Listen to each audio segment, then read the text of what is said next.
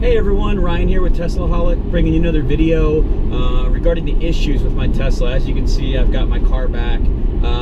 So Tesla ended up replacing the MCU, and no, I did not get the new MCU, just the latest revision of the old one. So boo, thumbs down to that. I was really hoping I could get lucky and get the new one, but also I'm a realist and figured they didn't have that in stock in their service centers quite yet. So they replaced my MCU, they replaced my center screen, they also replaced my dash screen. While they were pulling that out, they actually scratched my console and or my steering column, replaced my steering column, steering wheel, replaced basically all of this. But in the process, something they did notice that they actually dented the trim, the metal trim around my center screen. So got to send it back in. They ordered the part, they're gonna replace that. Did have a warped floor mat that I complained to them about. So mile it was exit warped. 92nd Avenue. Take the ramp right. It would actually, because it was warped, it would get caught every time I took it to the car wash or something, or try to pull it out. You know, during the winter here in Colorado, they get pretty nasty. And I go to clean them out, and every time you pull it out, it gets caught. And so it's just ripping the floor mat that was only a few months old. These are the all-weather floor mats from Tesla. And so I mentioned it to them, and they were nice enough to actually go ahead and replace the entire front set of floor mats, which was awesome. Didn't feel like they needed to do that, but I also asked them if it had a warp in it, could they just put a heat gun to it or something to kind of straighten it out. And I get it, it gets that little warp from being in the box and everything for a long period of time, miles, but bear right towards 92nd I would also Avenue. like them to go ahead and remove that warp with a heat gun or something, so that way it doesn't keep getting caught. The right side looks much better. The left side's still getting caught with the brand new ones they put in here. Now, so right towards I'm going to have them look at that Avenue. when I take it back in as well, and have them try to heat it up and straighten it out a little. Once they do that, hopefully everything will be better on those. As far as the MCU front and all the technical glitches I was having, my Bluetooth seems to be much better, but my Wi-Fi, I'm sorry, not my Wi-Fi, but my LTE signal is terrible. So my LTE signal was, so I have AT&T phones. I have two cell phones, a work one and a personal one, and both of them use AT&T, which is what Tesla uses for their network.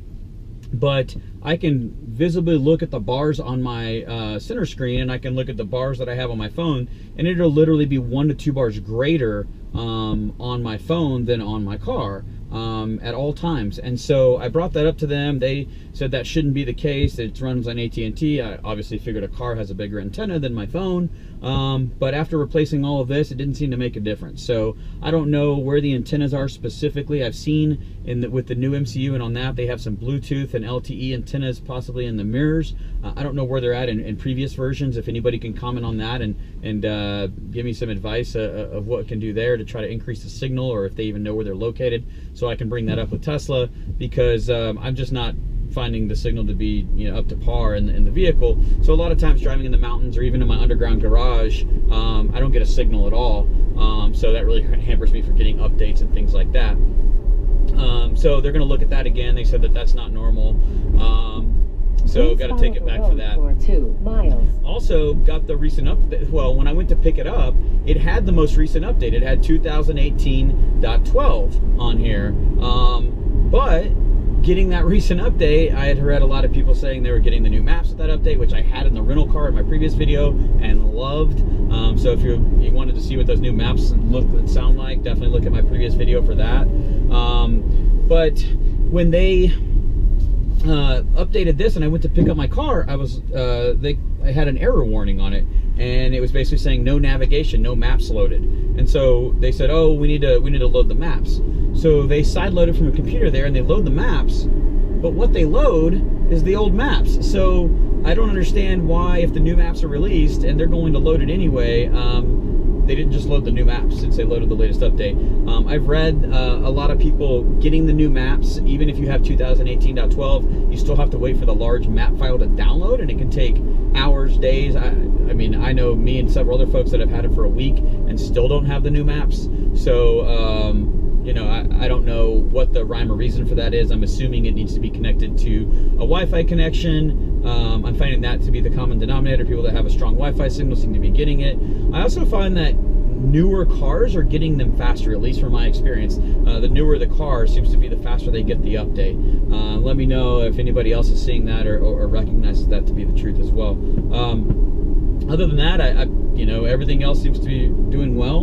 I'm just I'm stuck with this old slow MCU after using that new one. Man, I am spoiled. I cannot wait for them to offer the retrofit. I know me personally, if it's under a couple grand, I'm in. That's, you know, I think I buy a new iPhone every year. I upgrade my computer every few years. You know, it's the same cost as that, except it's something that I'm in all day, every day, and use equally as much as a computer, and almost as much as a phone. So to me, it makes a lot of sense to spend the money on that upgrade, especially for the long term, since it just launched, right? And I plan to have that in this car for a while, and maybe even add some resale value to the vehicle at the end. So to me, that's a no-brainer.